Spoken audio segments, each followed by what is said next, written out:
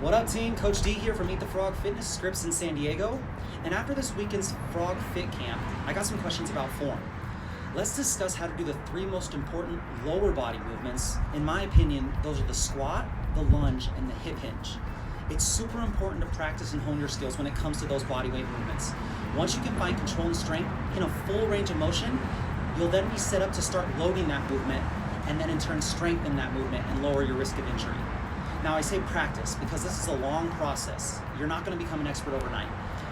If we can shift our mindset from I'm going to go in and crush myself in the gym today to I really just want to practice and get better at these movements, then you'll understand that we're training to be in control of our own bodies and our own lives, and a byproduct of that will be the fat loss that comes off, and you'll be more confident in yourself throughout the day. So let's start with the hip hinge. This one tends to be the most challenging of the three, but when you master it, it definitely will help you execute the other two movements better. Let's talk about the hip hinge. Now with the hip hinge, it's super important that we put ourselves in neutral spine alignment. Now when a coach says that, really it goes in one ear and out the other. Really all it means is from a side view, if you were to take a PVC pipe or a broomstick, you would have 3 points of contact in neutral spine alignment. You would have the back of your head, the upper back, and then your sacrum or your tailbone. All 3 points in contact with that broomstick. So if I were to tell you to go into a hip hinge, you would push your butt back, maintaining all 3 points. Let's say I lose my upper head, then that's going to put excess stress on the neck. Let's say I lose my lower back, that puts excess stress on my lower back muscles. So being able to put all that 3 points of contact, holding them there as you stretch the back of your legs, the hip hinge should stretch the hamstrings and then driving through the hips, squeezing the glutes at the top of that hip hinge. Hip hinging is a flexibility thing, so if you only have a little bit of flexibility in your hamstrings, you're not going to be able to go too low. Now, if you have a lot of flexibility in the hamstrings and the glutes, you're going to be able to go much lower, still maintaining those 3 points of contact. So when it comes to hip hinging, practice on flexibility first. After that, we can start to load it up with a barbell and go into that deadlift, noticing that my back stays flat and I have an external load loading that muscle. So let's talk about the lunge. Some of the basics of a lunge, most of us know, is that from a side view, if we were to put you at the bottom of a lunge, and we took a PVC pipe or a broomstick or whatever it is, and you were to put it straight from the top of my head, you would want that pole to go straight from head, shoulders, hips, right out that bottom knee. Now, the problem with this is that we don't always start in the bottom position. A lot of the times we ask you to do a lunge. Now, people's first inclination is to take a forward step.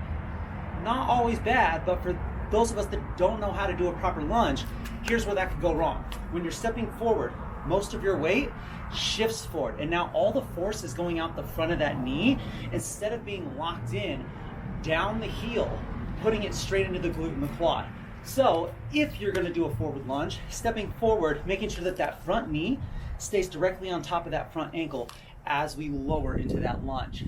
What I suggest is to do a reverse lunge instead.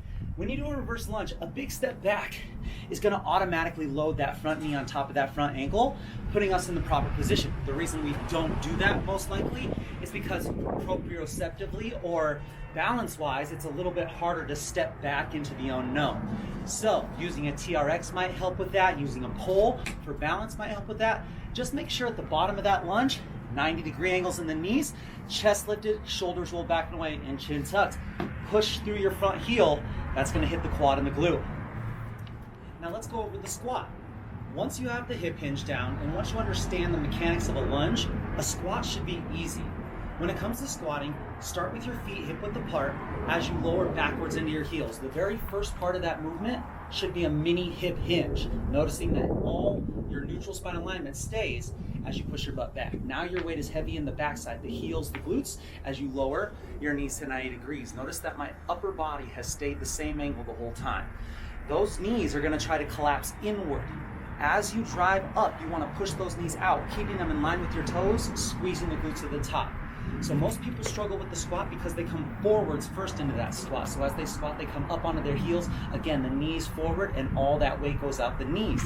Shifting your butt back and being able to wiggle your toes at the bottom is going to help put the tension in the quads and the glutes rather than out the knees. So neutral spine alignment, mini hip hinge, Drop into the heels, keeping everything the same, knees tracking the toes, driving those knees out as you stand up, pushing all that weight through your heels.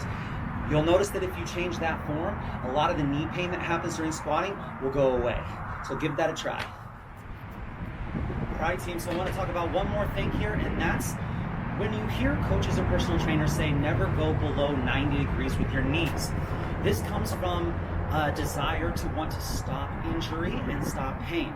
The problem is, what if in life you want to go below 90 degrees with your knees? What if you want to come down nice and low into a full range of motion squat, and you want to be able to work down here, you want to be able to stay down here for a prolonged period of time, and then you want to come up on your own without pain and be able to be strong enough to do that? Well, if you never train to do that, then you'll never be able to do that. Do you want to go through life not being capable of doing anything that you come across? Well, then don't listen to those cues. In your own time, you want to be able to work on your mobility, your flexibility, and your full range of motion. It might take something like a pole in front of you, walking yourself down until you can only go as low as you can go.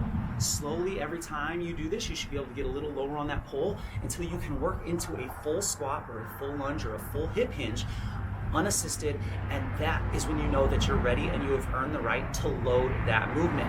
Maybe it's with a barbell, maybe it's with a dumbbell in front of you. Whatever it is, you now have the strength to do it with your body weight in a full range of motion, and you can then work on loading and strengthening. That's going to be your goal, and it's a long journey. We've spent many years not being able to do that and not going below 90 degrees, but it's our job to start now to be able to get a little bit better every single day. Give it a try.